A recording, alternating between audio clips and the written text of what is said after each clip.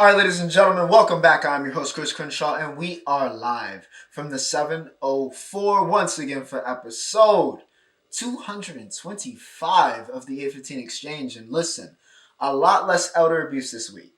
All right, I'm just going to come out and say it. A lot less elder abuse this week. So, everybody give a round of applause to everybody involved. A lot less, it's going to be a lot easier on the elderly this week. Okay, so no Stipe is getting beat up, no 58-year-old Mike Tyson's getting beat up this week. In fact, no combat sports at all. Okay, which feels very good. However, it was absolute chaos in college. Honestly, this entire week, and this entire year, should I say, for college football has been wild. It has been mad. All right, it has been nothing but chaos. And as I've said many times, and as it was proved once again true this week, everybody is a fraud. And we'll get into that. Of course, we got Kendrick surprisingly dropping the album, even though we knew it was coming. But the surprise drop on Friday, we'll talk about my thoughts about that. I went to go see the Gladiator II yesterday. We'll get my thoughts on that. It was an interesting week in college basketball, and that's still going on. So we will be talking about that as well. And of course, we got some interesting stuff to cover NBA-wise, NWSL Championship in the Roundup. So yeah, plenty to talk about this week here for episode 225. As always, remember to like, share, and subscribe if you guys are enjoying the content. And as always, everything you're looking for can be found in my description. Timestamps embedded in the video. Also my description, social media, in my outro, and also in my description. But y'all know the drill, man, all right? It's college football. We kicking it off. And listen, the big game of the week, Ohio State, Indiana. Listen, is Indiana worthy? Are they really one of those teams? Or do they belong? And well, for all those people that had an issue with Ohio State being, ranked higher than Indiana, even though they had the one loss to Oregon, who is the number one team in the country, I suppose. They got quieted up real quick. Listen, Indiana, and this was a very competitive game, by the way. Indiana started off great. Started this game off great, but completely, and I mean completely, fell apart. And I think I pinpointed it right before halftime when they fumbled the punt, and it gave OSU the time and the chance to go up 14-7 at halftime. That completely altered the game. We saw a completely different Indiana team from that moment on. Indiana in that first half before that fumble, and then there was Indiana in the second half, which was horrendous. All right, to put it bluntly, they were horrendous. Ohio State overmatches the Hoosiers 38-15 to end the undefeated season.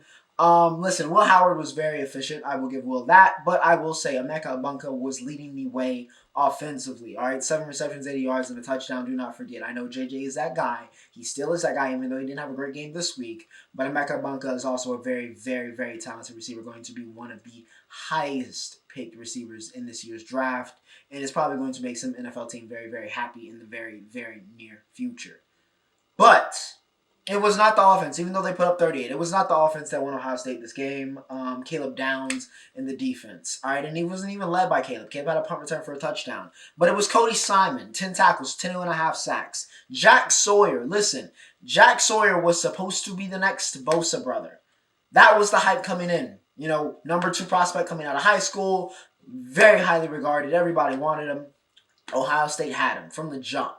He was supposed to come in and be that next great, silver bullet for Ohio State. He has not lived up to that, but he looked like that in this game. He had 1.5 sacks, a big reason. Him and Simon and that defense. It's been a reoccurring theme, except for that Oregon game. Ohio State's defense coming and, showing up and elevating their play in big moments. It hasn't always happened for Ohio State as of late, really, but it's been a trend with this, team so far. So we'll see if that can continue. Of course, the game is next week. Not the big game. The game is next week, which should be a layup this year. But we will see what happens for Ohio State. But yeah, they get the huge win over Indiana.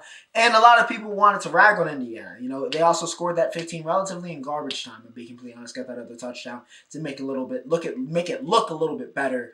But a lot of people were willing to talk. A lot of people were on. A lot of SEC teams were on Indiana's case and how overrated they were after they lost to Ohio State. Yeah, you SEC fanboys, it's not going to get pretty. You might want to cut the episode off or fast forward from now on because it's about to get ugly. And we're going to start it off with them Gators who can't stop winning. And of course, DJ Lagway is a big reason why, but I got to give some credit to Montreal Johnson. 107 yards and a touchdown for him. And I got to give especially some credit for this 24-17 win in the swamp for Florida to that man, Jackson Dart. Now, you may say, Chris, Ocho, Jackson Dart plays for Ole Miss. What do you mean he was the MVP of the game for Florida? And by the way, Jax was playing great. I mean, Dart was playing like classic Jackson Dart for the first 3 quarters of this game. But, in the fourth quarter, in a tight game, in an important game, the lights seem to get a little bit brighter. The moment gets a little bit bigger. The crowd swells just a little bit more. The pressure enters, and great players make great plays. But I guess Jackson Dart is just very good because he completely collapsed at the end of this one. I mean, completely. An all-time quarterback collapse we witnessed in this Florida Ole Miss game. He threw not 1, not 2, but 3 essentially game-ending picks. 1 got called back, so the very next play, what does he do? Throws another one. One of the interceptions, I think it was the first one, he threw into triple coverage, just F it, Trey is down there somewhere. I mean, complete and utter. It was like he forgot how to play football. He forgot to go through his reads. He forgot the concept of playing quarterback and just was like, y'all seen that like Oklahoma State quarterback? I forget who it was, but the kid, the meme of his hand shaking right before he gets the snap. That's what happened to Jax. He was doing this. The whole last 3 minutes of this game, he was shaking. Just shaking. I mean, piss running all down his leg. Moment got way too big, and he crumbled. I mean, crying on the side. I mean, crumbled. I haven't seen anything like it. I haven't. And I love Jackson, but he crumbled. This one, I'm not oftentimes somebody that's going to pin, a loss on a player, but he's got to own this one. He's got to own this one. He quite literally threw away Ole Miss's season. It was insane to watch, but Florida and Billy, they didn't quit. I got to give credit.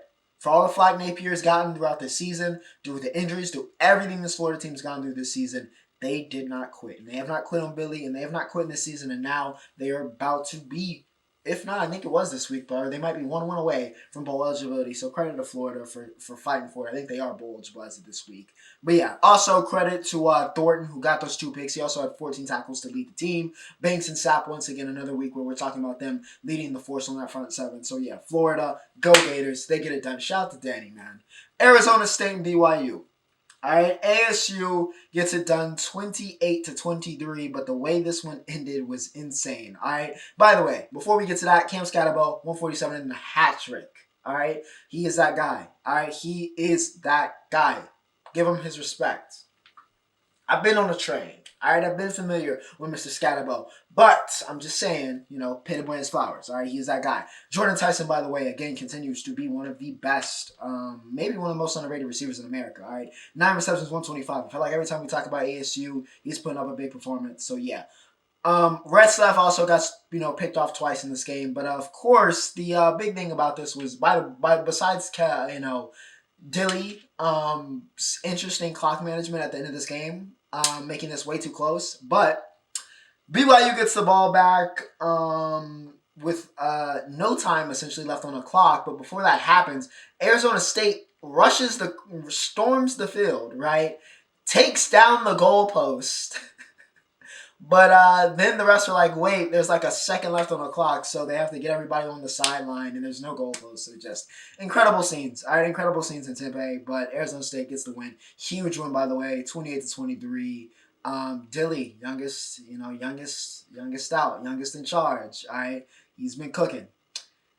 Colorado, they have been, it seemed like, they were the toast. Contrary to the normal hate, the haters got real silent, and Colorado was the toast of college football for the past 10 days, all right? Past 14 days. I'll give them 2 weeks. They've been the toast, Try for Heisman, oh man, Dion, we're talking about him getting NFL, coaching jobs, talking about the Cowboys.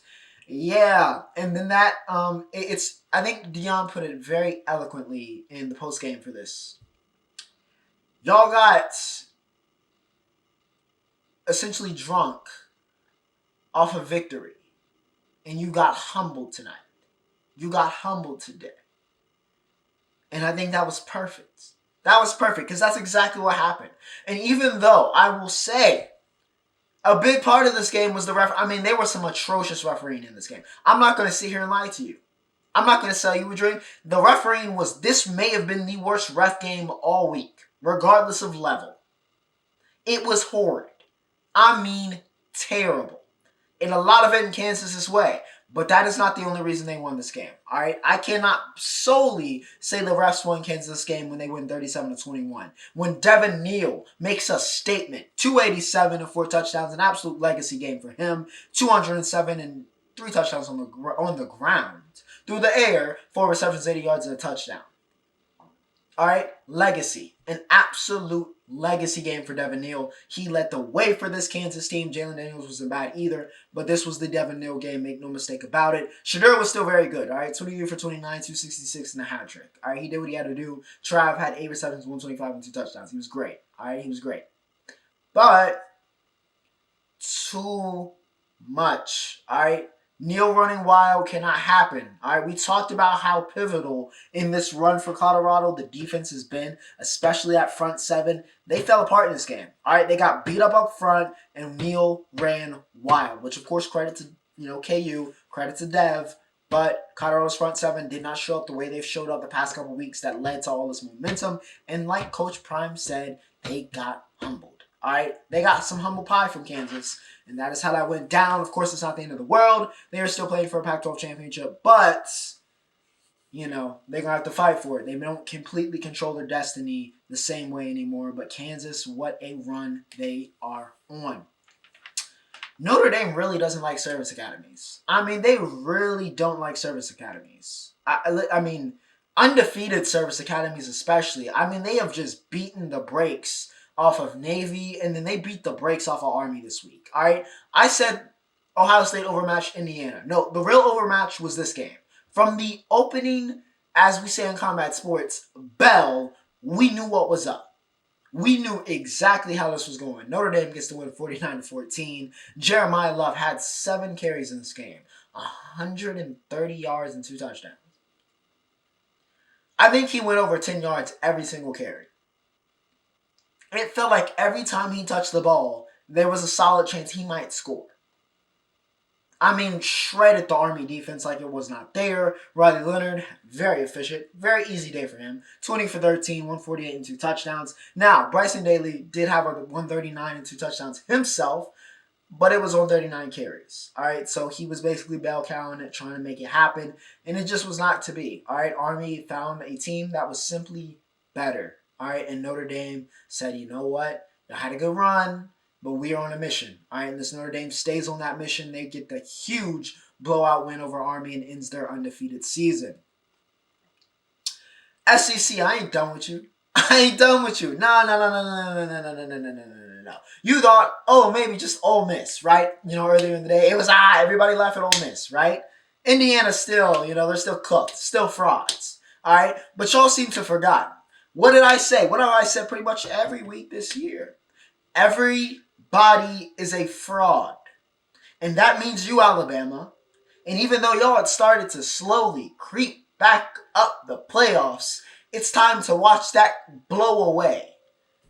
Oklahoma in 2024, losing to Oklahoma in 2024 is downright shameful. But you know what?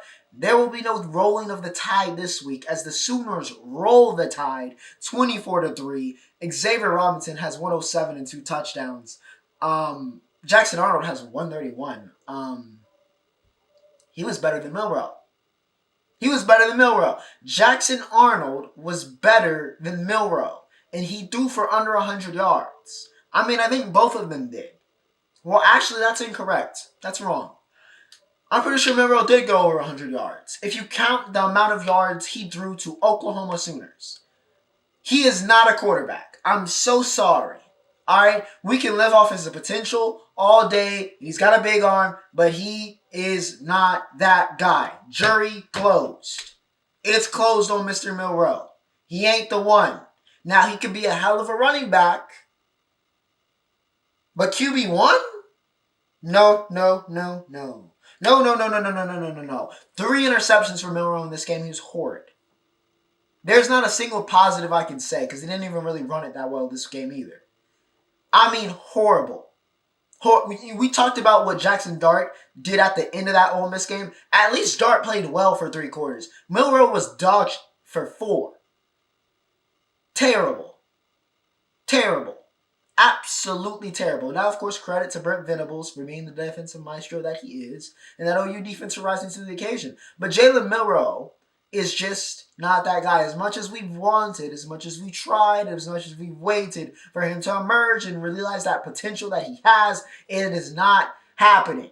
It's not happening, and the thing that a lot of people said was going to happen, which is Milrow could be the reason why Bama does not make the dance this year, it has happened. It has happened. Bama has now lost 3 games for the first time since the Bush administration. Yikes. Alright? Yikes. 3 games in 11 weeks. First time since the Bush, yikes. Rough one for Milrow, to say the least. And it cost Bama ultimately. Oklahoma gets the win 24-3. But SEC, I'm not done with you, alright? Because apparently you guys are the Pac-12 now. Since the Pac-12 is dead and down to 2. Well, I guess it'll be back next year. But the Pac-12, as we known it, is dead. So the cannibalization had to go somewhere, alright? And apparently went to the SEC. It took 4 overtimes, and it was in Jordan Hare, but of course something crazy had to happen, and unfortunately Texas A&M was the victim. Auburn gets the win 43-41 as Amari Daniels, though I'm not putting this loss by any means on Amari Daniels like I'm putting Alabama's loss on Jalen Milrow and Ole Miss's loss on Jackson Dart. This is absolutely not on Amari Daniels. No, he played a great game. Honestly, it's part of the reason why this game even went to OT for Texas A&M, but you gotta catch that one. I'm, still with that said, you gotta catch that one, but by no means, all right, by no means is this loss on him. Auburn won this one. I will say that. And they needed this. Good Lord, did Auburn need this. Peyton Thorne goes 301, 2 touchdowns and a pick. Jaquez Hunter continues to be him. 130 and 3 touchdowns for Quez. Cam Coleman. All right, we talk about JJ. We talk about Ryan. All right, who both, JJ was very quiet this week, and Ryan had that one insane catch, but it got called back. So let's talk about Mr. Coleman, because this 2027 wide receiver class is going to be insanity. It's not just a 2-man class, all right? Add Cam Coleman to that group. 7 receptions, 128 and 2 touchdowns, including that beautiful 60-yarder, which he burnt the brakes off of Des Ricks, who used to be the number 1 person in his class before he reclassed. The more you know. But Cam Coleman is, in fact, one of them ones. All right? Cam Coleman, Cam Coleman, Cam Coleman, Cam Coleman. Cam Coleman, get hip. Cam Coleman, Cam Coleman, Cam Coleman. All right, have I said his name enough? He is that guy. All right, he is that guy. Marcel Reed, by the way, didn't play a bad game. All right, 297, 3 touchdowns. Did throw a pick. All right. And Amari had 90 yards, like I said. One on him. But got to make that play at the end. All right, you got to make that play at the end to extend it. But Auburn, of course, it's the voodoo at Jordan Hare. You know what this is. You know how this goes. Auburn gets the win and completes what it was the no good, very bad week for the SEC 2 lost teams, as they all essentially eliminated themselves for the playoffs. I can't wait to see how y'all justify a 3-team. I can't wait. I can't wait for Paul Feinbaum. I can't wait for it. Honestly, I can't wait for it. All right. And to end this segment, all right, Boise State I feel like every week in the roundup for the college football segment, I talk about, Boise State, Genty, went over 100 yards, but Boise barely by the skin of their teeth stayed, in playoff contention. But yeah, that happened against Wyoming. Nebraska is bowl eligible, so congratulations. Raiola, remembered he was Dylan Raiola this week. They beat the brakes off of Wisconsin, so yeah, not on Wisconsin, very much so off. And Penn State survives Minnesota. All right, it was very, very spooky for them, but they did win, so, they're going to just... Guys, don't ignore this one and go. That's what, the Nittany Lions are going with this week. But yeah, again, everybody's a fraud. Nobody's safe. Even you, Oregon. It's been a good week, and you're about to get a very good player from the 336, by the way. But you were also on Fraud Watch. But a lot of people realized that they were, in fact, frauds. Now, all right, let's go to college basketball, all right? College to college, all right? Now we go into the hardwood. Boy, it's a good week. It was a good week.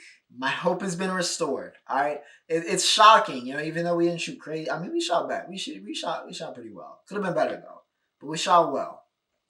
But it's crazy what happens when Duke, especially this Duke team. It's crazy what happens when everybody doesn't get injured, and we shoot half decent from the field. I mean, it's crazy what they can do. We walk into Arizona and get the win 65-55. Cooper Flag, you are him. All right, you are him, my brother. Okay, you are him. I mean, he played probably the worst first half he may play all year. But that second half, he came back and remembered he is, in fact, the number one overall pick. He is, in fact, one of the premier prospects we've had in a while.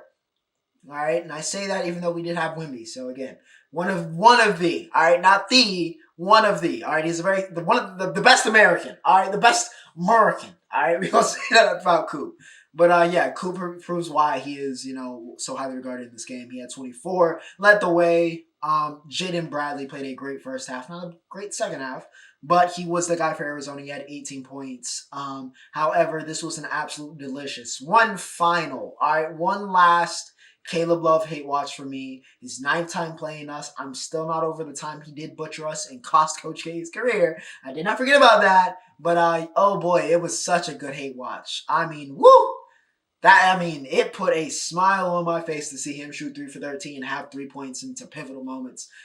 Finishes with 1 for 9 from 3. I mean, it was great. It was great. Go get a job. All right, Caleb, go get a job, my brother. All right, go get a job because this hooping is not for you. All right, Mr. Pac-12 Player of the Year. I don't even know if you really G League worthy. All right, you looking real overseas. All right, shout out to King Carson because we might need to send Caleb overseas. All right. Go Blue Devils. Arizona's going to be fine, though. Very good team. But yeah, it's nice to see Duke's defense translate and us hit some shots. Baylor had a very interesting week. All right, they lost earlier in the week to a ranked opponent. But Jeremy Roach then had to save them in the game before this, all right, with an insane game winner. And then they played Tennessee and got BTA, all right, 77-62. Mr. Lanier had 25 points with 7 threes. Tennessee, perpetually dangerous. All right, perpetually dangerous with somebody that can, I was going to say stroke it. That would have been a pause moment, but can shoot it. All right, can shoot it. Gainey and Phillips, by the way, off the bench also were in double digits. A big reason why Tennessee got it done here. Omier had 22 and 10, and VJ ended up with 20, though a lot of that was in garbage time to make this score look a little bit better. But yeah, Baylor. Tough schedule to start, so I'm giving them some grace. But yeah, not the best. All right, looking more middle of the pack rather than elite this, but it's early, so we will see. Tennessee, again, they're perpetually dangerous. All right, perpetually dangerous. Just always a solid team. Always a very, very solid team. They're in a good spot. So yeah, really good early win. Really good early win. We will see what happens. Let's talk about the women though. All right, because we did have Notre Dame versus USC, of course, which is obviously a headlining matchup because it's one, Notre Dame and USC. And number 2, it was, again, top 5 matchup. And number 3, the 2 top freshmen from last year's class, of course, 1, Juju Watkins, and number 2, Hannah Hidalgo, matched up. And boy, oh boy, did Hannah win the matchup. 24-6, 8, and 5 for, the best, again, she's not staying for 4 years, so I don't think she'll be around enough to break it. But boy, oh boy, can she do things to that steals record. I mean, she could do some unspeakable things to the steals record in college basketball history. But yeah, Hannah Hidalgo is still one of the best players in America. But everybody seemed to forget, a lot of Hannah's greatness, which, Hannah's great and proven that she is still great even with this person back. But I think a lot of people forgot who Olivia Miles was. Number 3 player coming out of her class, freshman of the year, I believe she was in the ACC. Her freshman year, she was kind of a phenom because she can do a little bit of everything. Almost a walking triple-double threat. And I think a lot of people forgot about who Olivia Miles was after that injury that made her lose a year. Welcome back, Olivia Miles. And not just that, she may just be the number 2 overall pick. Because Kiki Irfin, the projected number 2 overall pick, also played in this game. And Kiki didn't look too great. And the Sparks got that pick. And they really don't need Kiki. But you know what they need? They need a great guard. And Olivia Miles looks the part. 28 and 7 with 3 steals. She's been even better. All right? She has not missed a beat. A year off, and she has not missed a beat. All right? So I love that for Liv.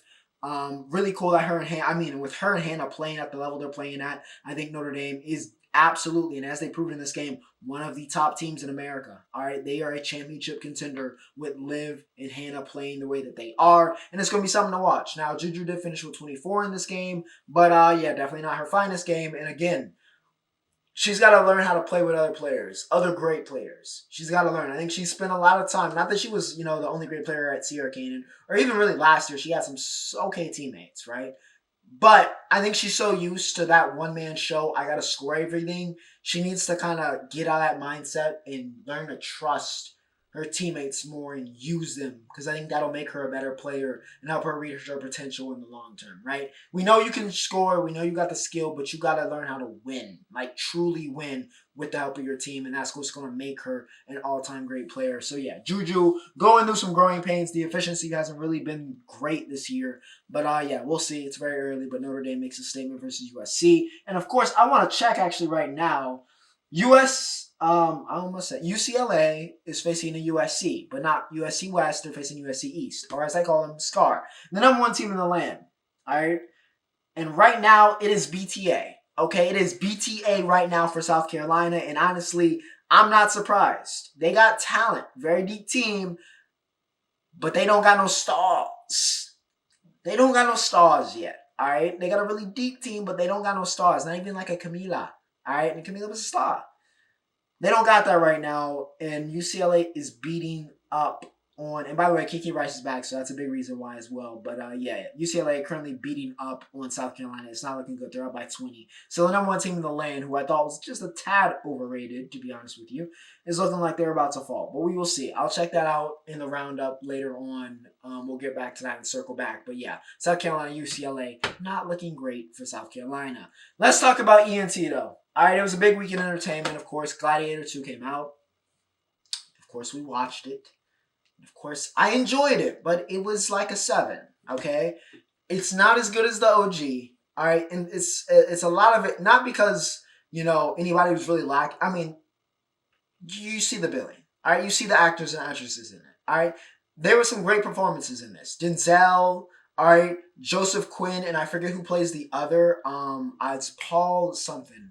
Or not Paul, but Fred. His last name starts with an H. I cannot say it. It's like Hatchbringer, but they were great. I had great performances there. There was some good stuff, and the actual fighting, the action, very very good. However, the story was lacking, and so was the CG for that matter. But the story was lacking. All right, and spoiler alert, by the way, if you want to go watch the Gladiator 2, which go ahead, from your own opinion. But essentially making the character motivations and some of kind of how rushed, Lucius becoming, the guy was kind of lacking. All right, it was not kind of, it was lacking. And I felt like there was some more meat on the bone that could have made this a better movie. And yeah, I think the story was lacking. It definitely was not, best picture worthy like the first one. But there were some good performances. And again, it was still very entertaining because Denzel was Denzel. But it could have been better. All right, it could have been better. And again, The Gladiator never really needed a sequel. So there's that too, but it wasn't like it completely dishonored it. But it's nothing crazy. All right, it's nothing crazy. However, I heard Wicked's great. I'm not going to watch it. Hell, I'm not watching that with someone streaming because as much as I do appreciate the musical, it's not my space. But y'all can let me know how good Wicked was. I know it did really good on Rotten Tomatoes. So there. However, I did listen to the surprise drop on Friday while I was at work. GNX, Kenny. All right, Kung Fu Kenny is back. Kendrick Lamar, the man, heard that he was, rapper of the year with no album. So he was like, oh yeah, I forgot. I got the Super Bowl halftime show. I need something to perform. So here we are. All right, GNX. Only 12 tracks, which I do appreciate. I do appreciate Kenny. I'm going to give GNX an 8 points. It's actually higher than I was going to make it. 8.7. An 8.7. It's not my album of the year. It's not going to be in my album of the year contenders. But it was still very good. All right, Kendrick Lamar is Kendrick Lamar. That's pretty self-explanatory. All right, Squabble Up. Was that... Hard Part 6 was better than Drake's Hard Part 6. And I liked Drake's Hard Part 6. I know a lot of people hated it. But I liked it. All right. However, I think Kenny had one of the best rapping performances, probably of his career, in terms of a storytelling perspective on the Hard Part 6. So, credit. All right, credit. And it's also kind of funny to just act like the other one does not exist. But not his Magna Carta. I know some people, because Kendrick is getting his... I've never seen... It is a circle jerk. It is the most... Excuse my French. Dick eating I've seen for one person in a long time. I mean, the amount of meat riding and caping that goes on for Kendrick Lamar it's virtuous. I've never seen anything like it. Honestly, I have never seen an artist get meat road the way that Kendrick does. It is remarkable. It's quite literally, and it literally happened with the Grammys again, as we expected. Kendrick just opened his mouth. Someone go hand him a Grammy right now. Kendrick just opened his mouth. This is the greatest thing you've ever heard. All right, because it was. Let's be real. It wasn't. All right, this is not the greatest album of all time. It's a very good album though. All right, it's a very, very good album though. But some of y'all are acting like this is the greatest thing you've ever heard in your life. Calm down. All right. I will say though, I thoroughly enjoyed a lot of this, and a lot of it was the West Coast stuff, which I don't know why, and it's not that he hasn't before, but I don't know why Kendrick has not gone with this before and locked into the more West Coast centric stuff. I don't know why. I feel like it's a layup. It's a layup. And it's like, I don't know. He heard Not Like Us pop off, and he was like, oh yeah, people like this. This is a hit. And now he's doing it, and it's working. So yeah, again, don't know why he waited too long, but I'm glad that he did it. I will say though, even though it works most of the time, and it's part of the reason why I have this belief of like Kendrick is great at like making a mid song and then it just all of a sudden it just works. The distortion and the schizophrenia with the tracks with his voice, it's gotta have a limit. All right. I know he's got a lot of yes men around him, but I need somebody to be like, yo, tone it down just a little bit and just give us bars. All right. Because some of those tracks went a little off kilter and kind of killed it, but you know, he brought it back. All right. But anyway, still very good album. All right. Jenny X, go listen to it. If for some reason you have not listened to it, go listen to it. No real disses, some subliminals. Of course, Wazy crashed out about, you know, himself getting mentioned again. Wayne does not want that smoke, even though I think Wayne should have gotten the halftime show. He does not want that smoke. All right. You don't want that smoke. Okay. That is not you. That's not your body anymore. Not your body. Maybe not have ever been your body, but definitely not right now. But yeah, Kenny, great album, great finish to his year. And he may not be done, so we will see. All right, we will see. Jack Harlow also dropped Hello Miss Johnson, which was solid. It was nothing crazy. Felt like a classic Harlow in a vein of him storytelling track to a woman. I feel like we've heard it before, so nothing groundbreaking, but you know, a very solid return. Not like a big hit or anything, but some solid music from Jack. It's been a while. He took some time off, so yeah. Respect there. And one last thing, I did not put it in my notes, but I meant to. But Karri, who's been one of my new favorite artists, all right, because y'all know I love me a belter from Toronto, did late night slider music, and it was very good. All right, very, very good stuff from Karri. He's been one of my best new artists of the year. All right, so shout out to Karri. Some good stuff there, but yeah, there's stuff for your playlist. That was entertainment. And that, of course, brings me to the National Football League. And you see, I said that twice because it was twice as nice this week for me, but we gonna talk about that. We gonna talk about why I'm a little cheery right now because the Dallas Cowboys went into Washington, and even though we suck and we're mediocre and Butter Aubrey's butter melted a little bit this week and he missed 2 field goals, we still beat the Washington Commanders 34-26. In our state, we still found a way to beat the Washington Commanders. How do you lose to the Dallas Cowboys in 2024? Honestly, it's astonishing. How do you lose to this team? But you know what? The Commanders found a way. Now, this game was absolute chaos in the fourth quarter.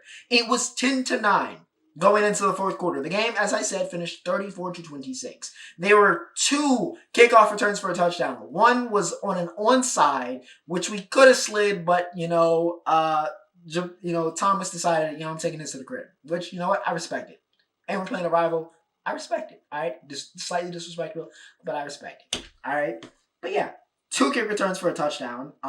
Basically put this game away for us. Jaden Daniels somehow, conjuring Terry McLaurin to make a play. Even though Daniels had a very up and down game, by the way. I'm right. I'm not going to sit here and lie to you. 2 touchdowns, 2 picks. He's cooled down. All right, teams have started to figure him out a little bit, and he has not played like, superstar Jaden Daniels in a minute. All right, so let's calm down. All right, let's relax.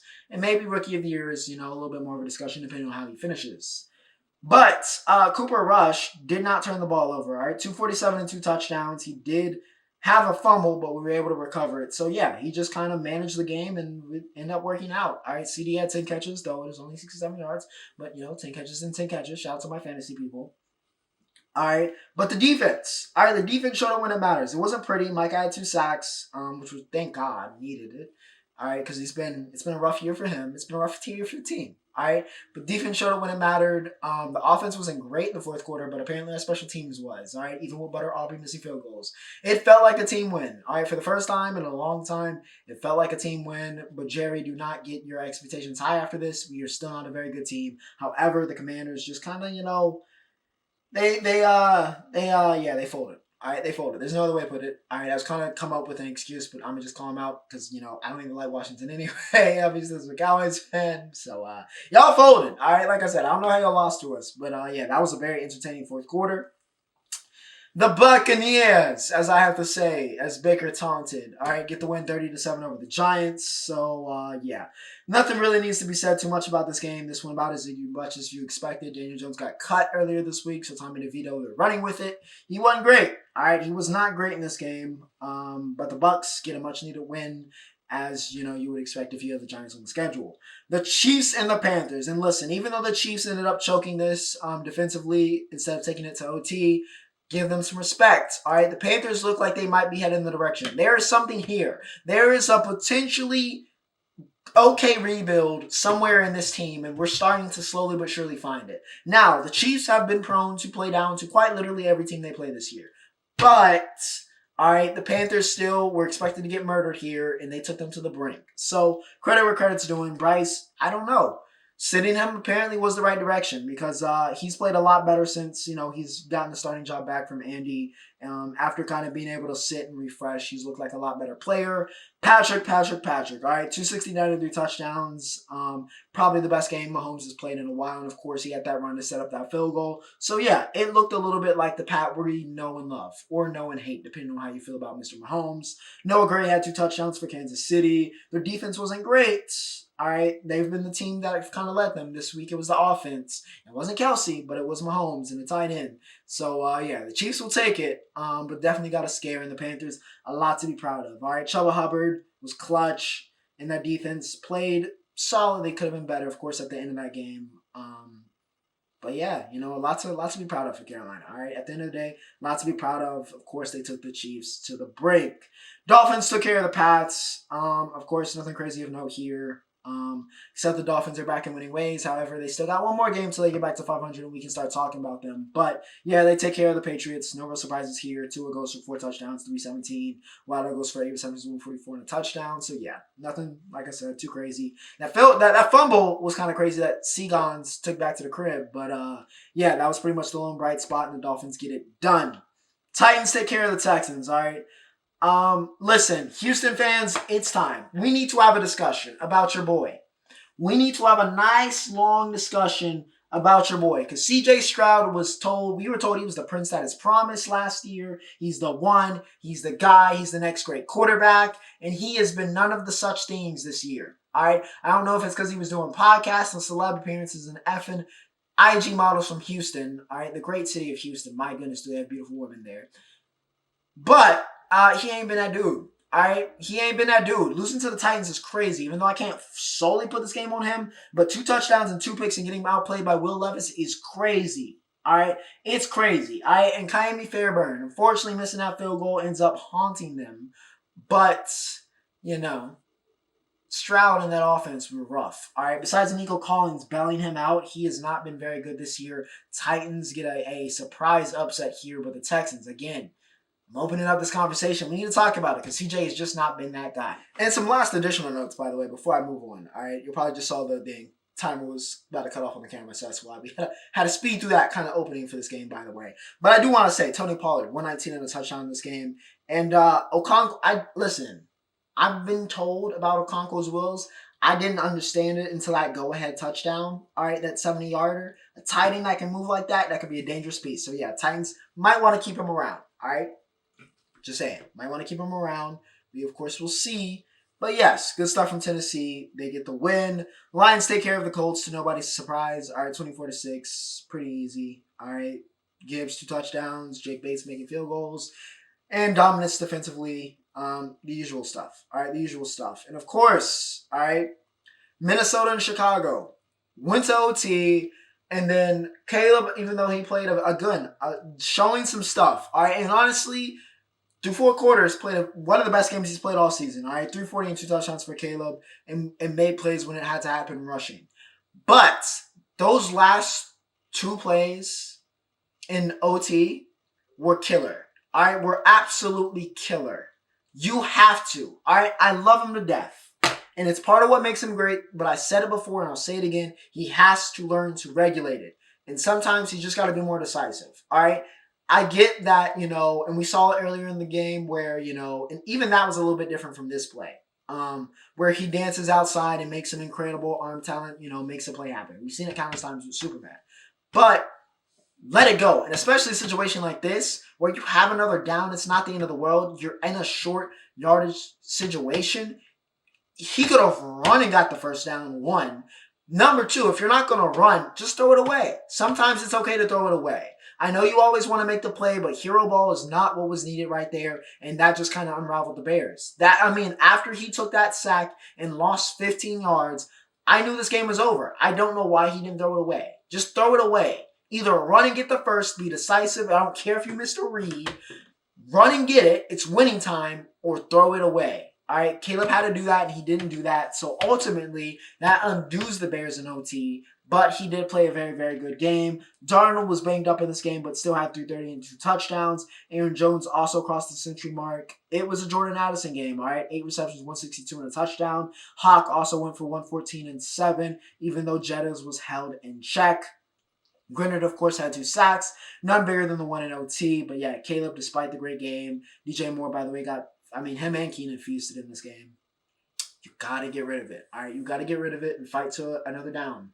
All right, don't always have to make the play. Sometimes you got to know when to hold him. You got to know when to fold him. And Caleb has not learned that. Getting better, but he's got to learn it. All right, that'll be the last step before he really takes off. But the Vikings get it done. All right, I almost missed the Steelers. Looking very fraudulent on Thursday against the Browns. 24-19, this one ends after Nick Chubb scores with under a minute left. They did miss the 2-point, but it didn't matter. All right, because ultimately, George Pickens, instead of going for the Hail Mary, decided to use his athletic talents and all of his talents and all of his skills to throw hands with Greg Newsome in the back of the end zone, which I think was just perfect. It was a perfect ending to this game for the Steelers.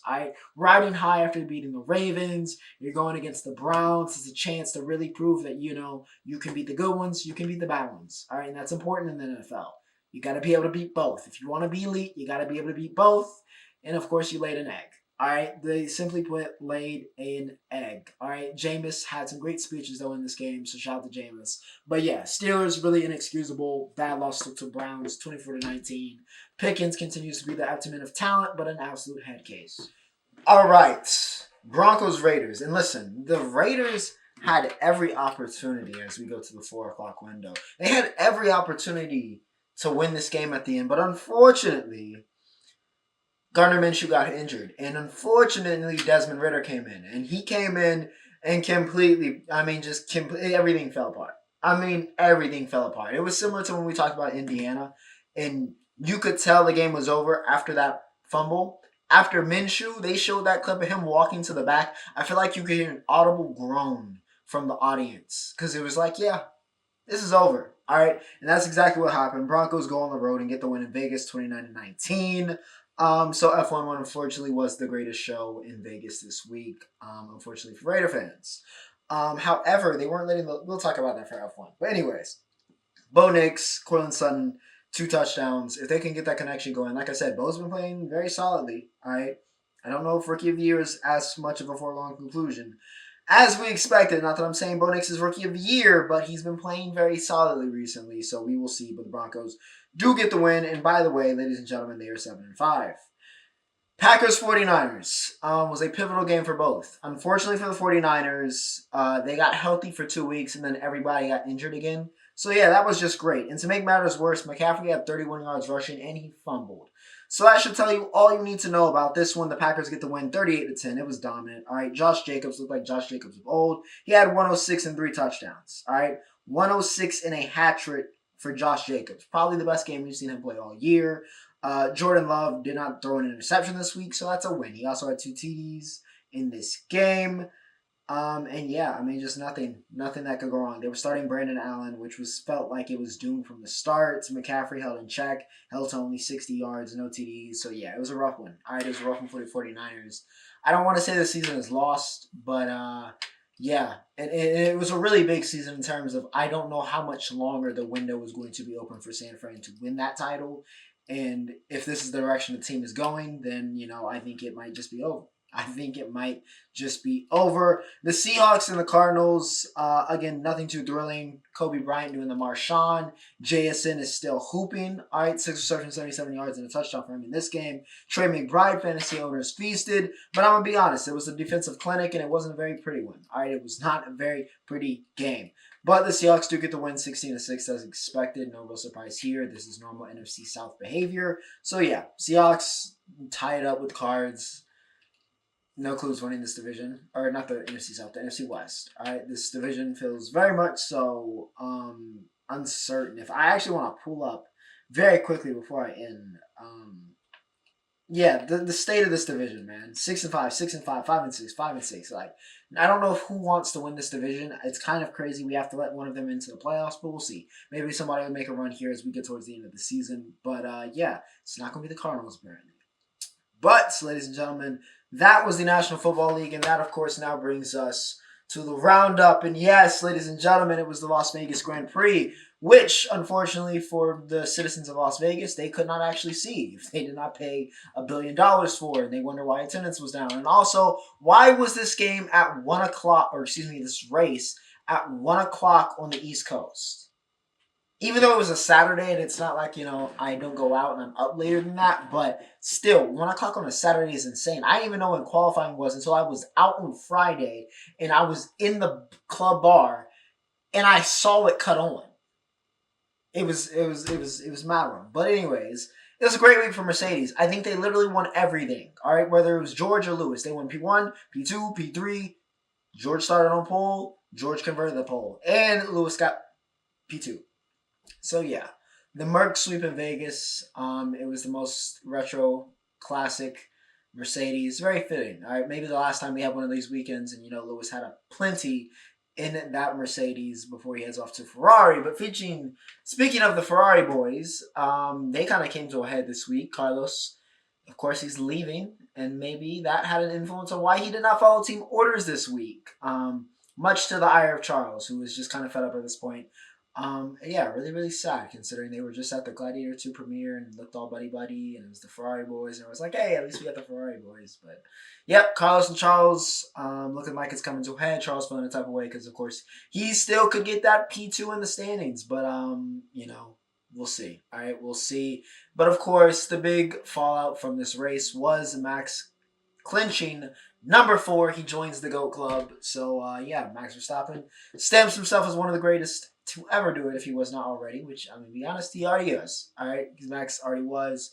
But yeah, just kind of cements his era, 4 straight titles. Don't know if it's going to be 5. It very well could be, but don't know if it's going to be 5, especially with the way things have looked lately. But Max, that run at the beginning of the year, too much for anybody to catch. Too much for Lando to catch, and Max gets it done. Well-deserved, the best in the world, and yeah, wins at Vegas. NWSL, because we're not done with championships, all right? It was the Orlando City versus the Washington Spirits. And yeah, the Pride get it done. All right, their first ever NWSL championship. Shout out to Marta Barbara Bandana, as I like to call her, but Barbara Banda. Scores the lone goal, I believe, in like the 34th minute. And Orlando was just able to hold on. Washington had some opportunities, couldn't convert. But I will say, even though Orlando, of course, they won the supporters, they were the best team all year. I will say, I do have to wonder if Washington did not have to deal with Crew, of course, midfielder of the year, rookie of the year, assist record breaker in her rookie season. If they did have Crew to set up Trin and Hatch and if they had her, maybe things would have been different. But she was out. They still made it to the dance. Unfortunately, Orlando proved why they were the cream of the crop in the NWSL this season and get it done. And to finish us off here with the National Basketball Association, the 76ers suck, all right? Embiid is nowhere to be found. I mean, he's playing, but he's been, terrible. Maxey and McCain, though, are the new duo. And Jared McCain looks like the rookie of the year, so shout out to him. Go Duke. But yeah, McCain, I mean, I'm not surprised. All right.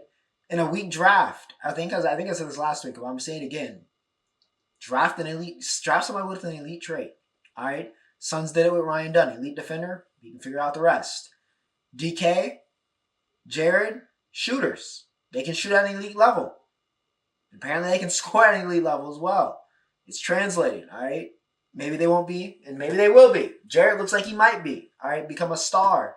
But, draft that elite tool rather than, go for the high potential guy because that might not work out in one of these drafts. But yeah, McCain looking like the rookie of the year so far. LaMelo Ball, even though he lost and took 37 shots, very much so looking like an all-NBA player and one of the best, maybe the best point guard in the league this year. He dropped 50 against Wemby. However, the Spurs are in winning ways right now, so they did get that win. The Lakers, despite their good run of form and being near the top of the West, cannot beat the Nuggets. No matter how bad the Nuggets and Jokic are, they cannot beat them. However, Nikola Jokic has not been bad at all, by the way. In fact, he's been MVP caliber, and a fourth MVP would, again, create even more uncomfortable conversations. I mean, we're already at that spot, but, just even more if Jokic continues to win about where he might rank as maybe the best international player we've ever seen.